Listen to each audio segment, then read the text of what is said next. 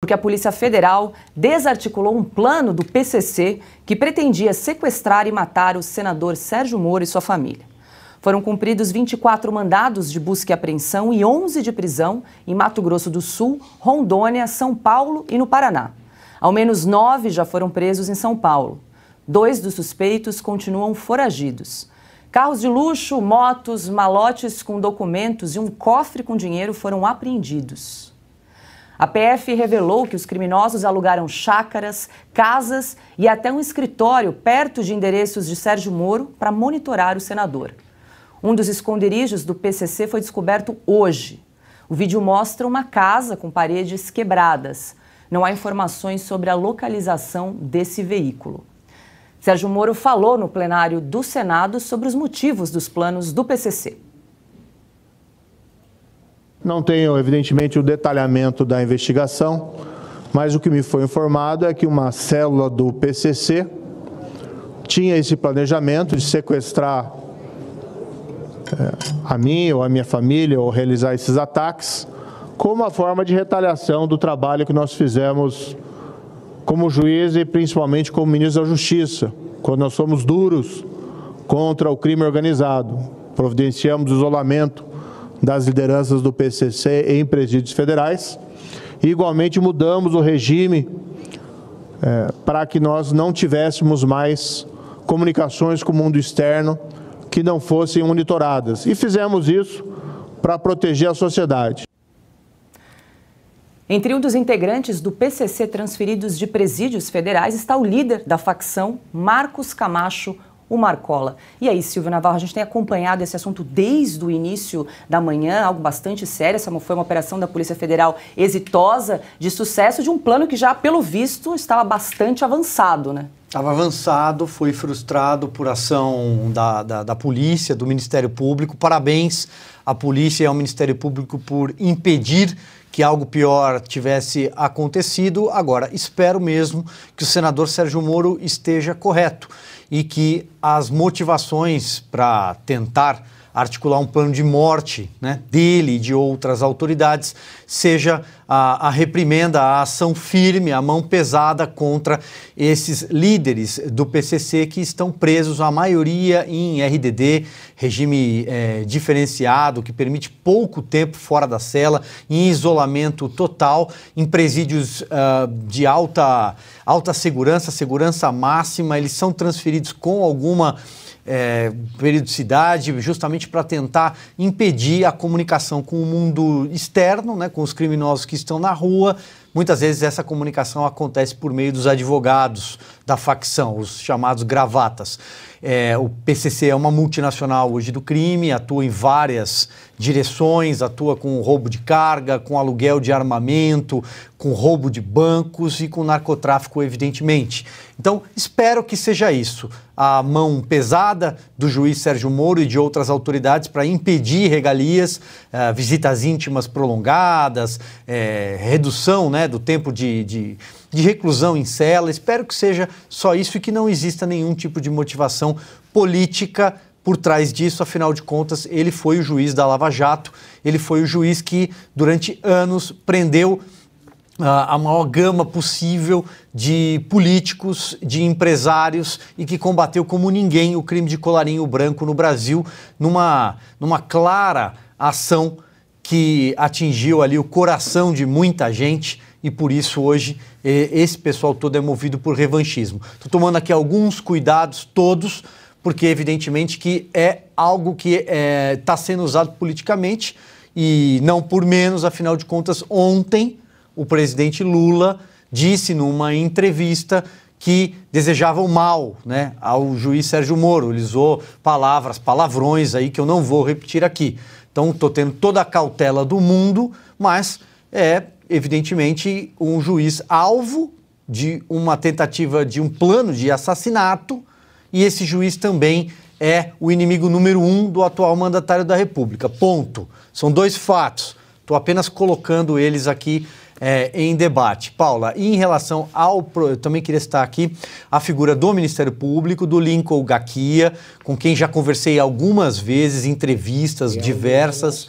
Exatamente. E talvez ele seja hoje o integrante do Ministério Público mais caçado pelo PCC, justamente por ser o responsável pela prisão dos líderes todos do PCC. Ele já foi alvo de diversas estratégias, tentativas de homicídio. Ele já chegou a comentar em entrevistas que estava, por exemplo, praticando esporte ao ar livre, mesmo escoltado. Ele anda escoltado com vários homens fortemente armados e drones o perseguiam. A família dele vive constantemente ali sob alta segurança, sob alta pressão. Uma das vezes um plano foi inclusive de tentativa de assassinato dele descoberto, porque estava escrito no verso das roupas, da bermuda de um dos integrantes do PCC. Então veja, também minha solidariedade a ele, que cumpre aí uma missão incrível no nosso país de tentativa de combate ao crime organizado. Paula. Cris, a Polícia Federal acredita aí que a motivação do plano tenha sido a atuação de Sérgio Moro à frente do Ministério da Justiça e Segurança Pública no governo Bolsonaro. Algumas ações aí de Sérgio Moro enquanto ministro, como a transferência do Marcola para o Presídio Federal e também a restrição às visitas íntimas. Mas veja, o Marcola foi só um. Parece que ao longo, estava vendo os levantamentos hoje, ao longo de um ano e pouco que Sérgio Moro ficou no cargo de ministro da Justiça e Segurança Pública, por ordem dele, 320 chefes de crime organizado ou narcotráfico, aí 320 foram isolados em presídios de segurança máxima, em presídios federais. É uma retaliação muito grande, né, sentida pelo crime organizado aí, porque aí, segundo a Polícia Federal, na época, flagrou em conversas grampeadas com autorização judicial, havia inclusive conversas entre eles monitorando esse remanejamento de chefes de facções criminosas de um lado para o outro e percebendo que eles ficariam sem nenhuma comunicação, nem mesmo com esses advogados caríssimos que eles pagam, né, para depois conseguir análise de recursos muito rapidamente em instâncias superiores, em tribunais de Brasília, eles não conseguiriam ter esse contato com o mundo exterior nem através de advogados e nem através de visitas, então, visitas íntimas, né?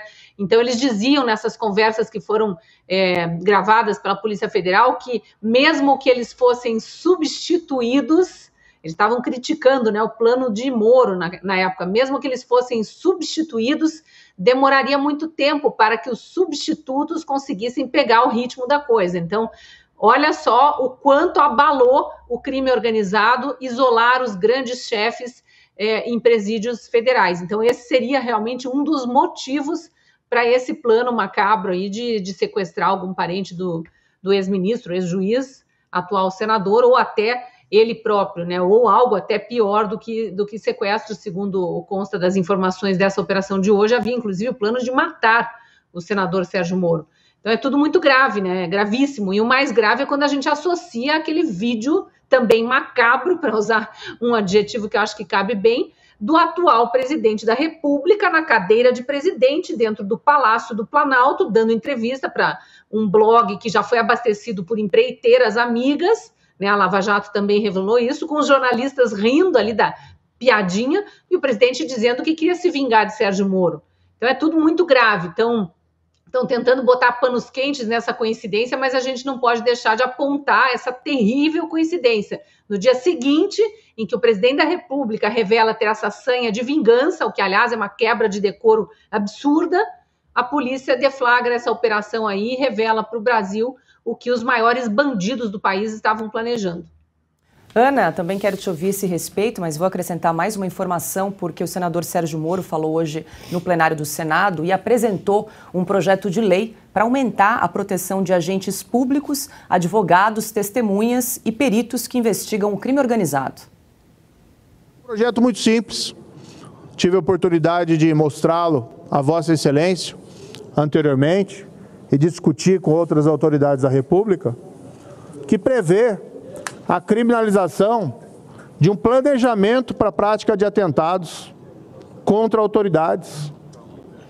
Que nós temos hoje um quadro no qual se fez todo esse planejamento e muitas vezes a polícia fica tolhida de tomar qualquer ação antes que se inicie a tentativa da prática do crime, que coloca em risco as autoridades. E aí, Ana? Eu acho muito pertinente esse projeto do senador Moro. Primeiro, a nossa solidariedade, né, não apenas ao Moro, mas à família também, a deputada Rosângela Moro, porque a vida dessa família nunca mais vai ser a mesma.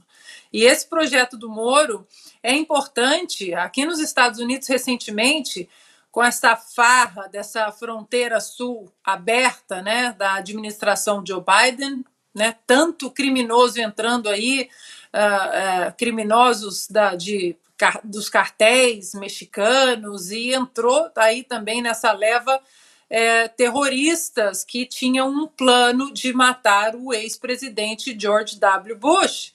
E o FBI descobriu e eles estão presos até hoje, né? Acho que cabe muito esse projeto do Sérgio Moro no Brasil. O Brasil precisa. Agora, que infeliz coincidência, né? Ontem, o atual presidente da República Federativa do Brasil, no seu cargo de chefe do Executivo, de comandante das Forças Armadas, diz que queria ferrar com o Sérgio Moro. E aí, hoje, acontece isso, acontece essa descoberta. Imaginem vocês se em uma entrevista o presidente Bolsonaro diz que adoraria ferrar com um ex-juiz que hoje é um senador. E no dia seguinte, a Polícia Federal descobre um plano de milicianos, por exemplo, né, que eles adoram associar o presidente Bolsonaro a milicianos, um plano de milicianos de matar essa mesma pessoa que o presidente Bolsonaro haveria mencionado. Ou seja, estaria em todos os jornais, todas as manchetes, especiais estariam sendo colocados na TV 24 horas por dia. E o que nós temos, como a Cris disse, jornalistas rindo. O senhor quer ferrar com Sérgio Moro. Esse é o nível de imprensa que nós temos hoje, de joelhos, né? Agora, fica o questionamento. O que aconteceu ontem, a fala do presidente Lula, mas esse plano hoje, isso não dá para ser configurado como um ataque às instituições? O STF não vai se pronunciar? Isso não é terrorismo, não? Você descobrir um plano aí de assassinar um ex-juiz e um atual senador, se isso não for um ataque às instituições, né? Um homem que fez parte do campo judiciário e hoje do campo legislativo da nossa República, isso não é considerado um ataque às instituições? O STF não vai se pronunciar sobre isso, né? São perguntas, claro, né? Perguntas retóricas, porque a gente sabe que não vão se pronunciar. Agora, imaginem se depois dessa fala infeliz do Lula, tivesse acontecido uma tragédia hoje com o Sérgio Moro. Graças a Deus, a Polícia Federal, super competente, descobriu isso a tempo. E aí? Né?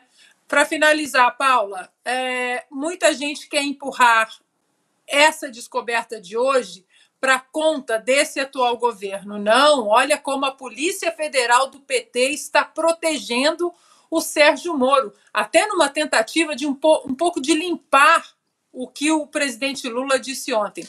Pois essa investigação ela vem do ano passado, ela vem da administração do presidente Jair Bolsonaro. Augusto, quero te ouvir também, mas vou trazer aqui a declaração da Rosângela Moro, mulher do senador e deputado federal, que também se manifestou no Twitter, abre aspas, e sabe por que as ameaças? Porque tiveram coragem de, com seu trabalho, enfrentar o crime organizado. Com um bandido não se negocia. Como esposa e mãe, aliviada. Como deputada, fortalecida para trabalhar em leis ainda mais duras para combate ao crime organizado e para que membros de instituições tenham segurança jurídica e pessoal para fazer a coisa certa. Fecha aspas.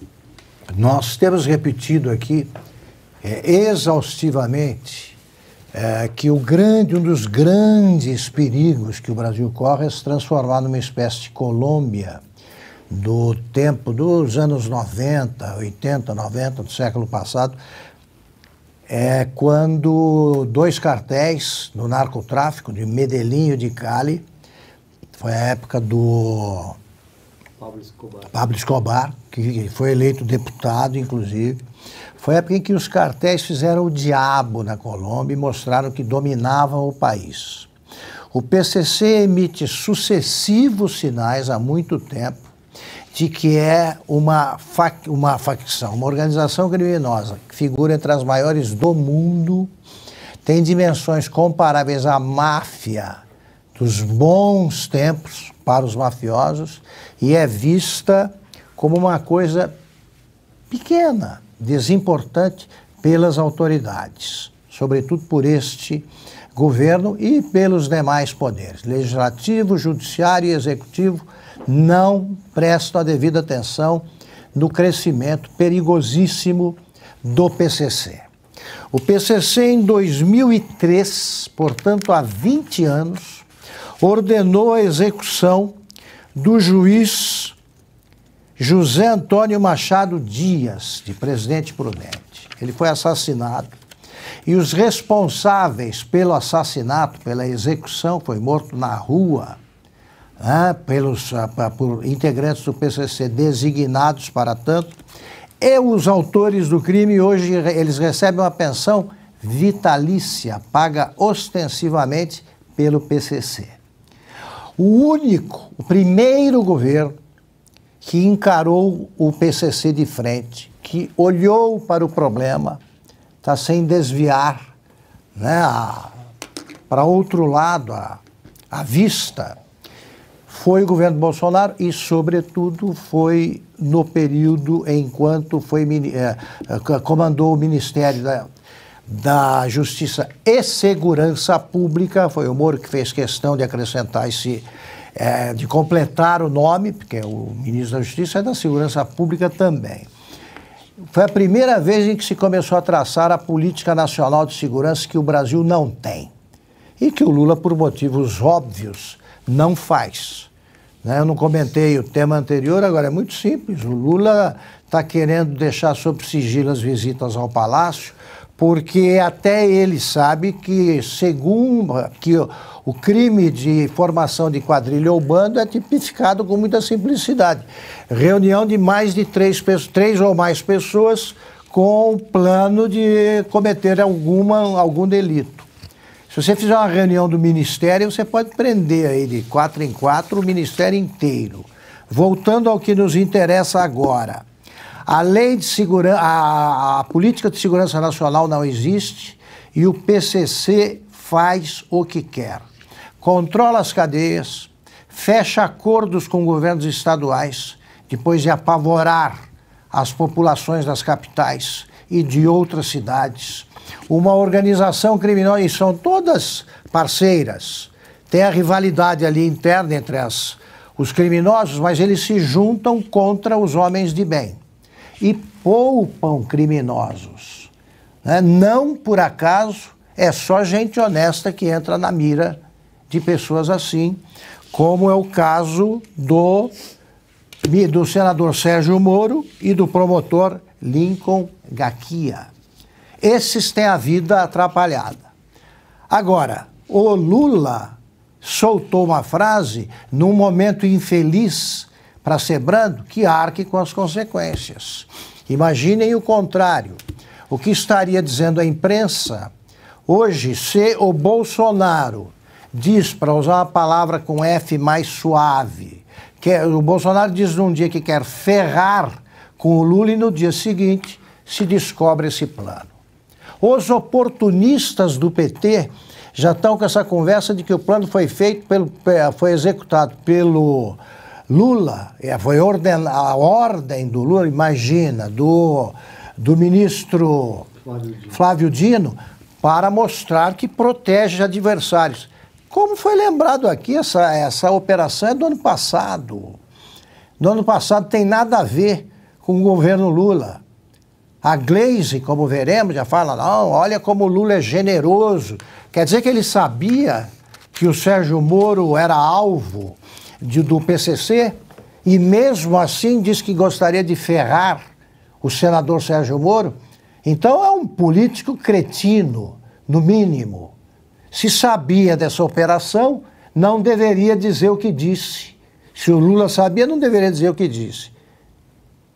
Né? Se não sabia, então não pode ninguém dizer que ele protege adversários, ele deseja o mal para os adversários. Agora, de novo, ou o Brasil deixa de proteger bandidos e começa a combater de frente a chaga que mais cresce aí no organismo brasileiro, o organismo político, moral, toda judicial, tudo isso. Ou combate isso ou se rende. A Colômbia chegou a se render, demorou anos ou décadas para escapar dessa.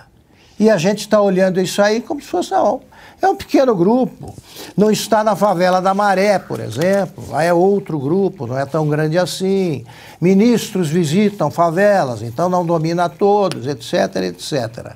O povo brasileiro deve prestar atenção nisso, sobretudo no momento em que milhares de inocentes estão presos, não cometeram crime nenhum, por causa dos acontecimentos de 8 de janeiro, quando algumas pessoas cometeram crime, sim, mas o governo não foi capaz de identificá-los até agora, as instituições não foram capazes, e o PCC permanece em liberdade. Permanecem em liberdade também assassinos de juízes. Não seria a primeira vez em que um juiz morreria executado pelo PCC. Diga lá rapidinho, Silvio. É só porque o Augusto falando da Colômbia, é inevitável, né, a gente lembrar que a carta inaugural do Foro de São Paulo, lida aqui na cidade de São Paulo em 1990 pelo Pedro Antônio Marim, que era conhecido como Tiro Firro, era o líder das Farc, foi lida. E quem faz parte do Foro de São Paulo? O PT. Bom, posso acrescentar uma coisa rapidinha. O nosso advogado preferido da esquerda brasileira, o Antônio Mariz de Oliveira, disse naquele jantar do saidão da Lava Jato que o crime já aconteceu, punir para quê? E o que ele acha que deve ser feito com os criminosos capturados hoje? O crime não aconteceu, prendeu para quê? Prender para quê?